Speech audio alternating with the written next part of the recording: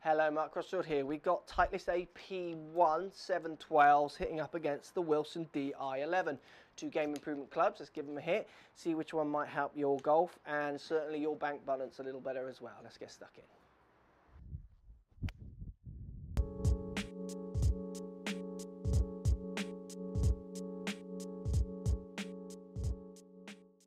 So two game improvement irons here, AP1 Titleist 712s against the Wilson Di11.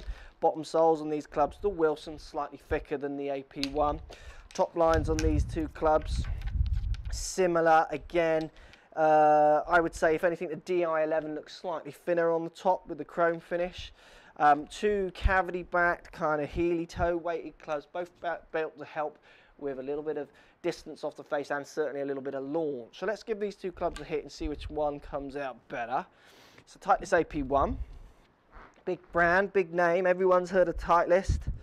Looking down at it, looks nice, it's bigger than the others in the range. This one's aimed at golfers who want that bit more help but still want to buy into the AP brand. Let's give it a hit, see how it feels. Feels solid.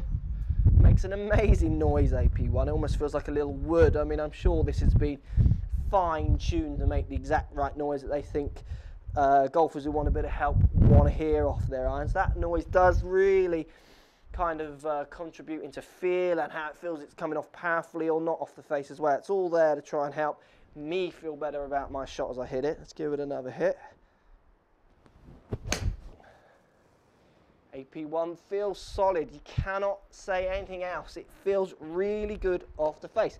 It's a good fly. It's going up in the air. It's not the highest launching club in the world, but it certainly is giving me a bit of help. It feels good. I'm going to give it one more hit. And that was slightly off the bottom of the club, but it still feels out there, still makes that big sound as well. So AP1 feels good, it feels relatively friendly.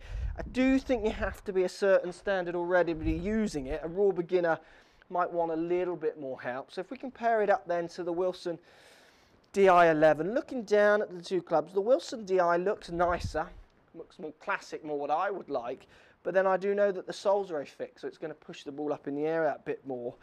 So you're getting a bit more of the both worlds with this one. You do get the wide tip shaft on the Wilsons, which some people has to take a little bit of getting used to. Let's give it a hit, see how it feels. Feels good off the face. Look, it does feel that little bit duller off the face. Now I know for a fact the numbers of these two clubs for me are very similar. Distances and speeds and launches and what have you. If anything, this one does launch up higher, which is what I'd expect with that thicker sole. But the Titleist feels more expensive in my hand. It does feel that slightly more expensive kind of club. Now, I'm not saying that's a good thing because the physical numbers on these clubs are very similar. Like I say, the Di11 is better for someone who wants to push the ball up in the air, wants a bit more help. Off the face, give it another hit. So look, the Wilson feels good, it feels really solid, and I'm a big fan of this club because it's much cheaper than the Titleist. It's a different price range, so I can see exactly why people are excited about getting a club at this price point, which does perform as well as the big boys, but it doesn't feel as nice off the face because of the sound it makes compared to the Titleist. As long as you're getting fitted with a decent launch monitor and you're seeing the numbers, I don't think you'll be put off by that. Let's give it another hit. Because it does feel really solid. It's just the sound of the Titleist AP1 does feel fantastic. So look, it's a funny one this, and I think it's heavily branding. They know what they're doing.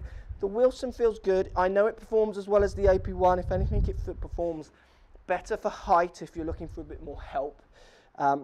It performs much better on your bank balance as well because it's considerably less than the AP1. But the sound off the face, which then means the feel off the face, hit that right out the middle, they feel as good as anything, Di11.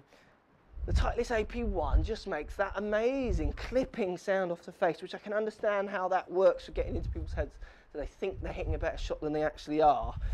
Two great clubs, guys. Let me know what you think. If it was for these two, for me, I would say Di11 a bit better for the newer golfer, better price, a little bit more help. AP1 is certainly directed more at the golfer who's been playing for a longer time who likes to buy into the Titleist brand. But let me know what you think. If you've tried them, post a comment. Love to hear what you got to say. Di11, big fan of that club. I think it's a great club for its price. But AP1, that is one of the best sounding irons out there. It really makes a funny kind of wood-like ting off the face, which I know will just make people feel like they're hitting the ball really sweetly. I hope that helps. Let me know what you think. Thanks for watching, and we'll see you all soon.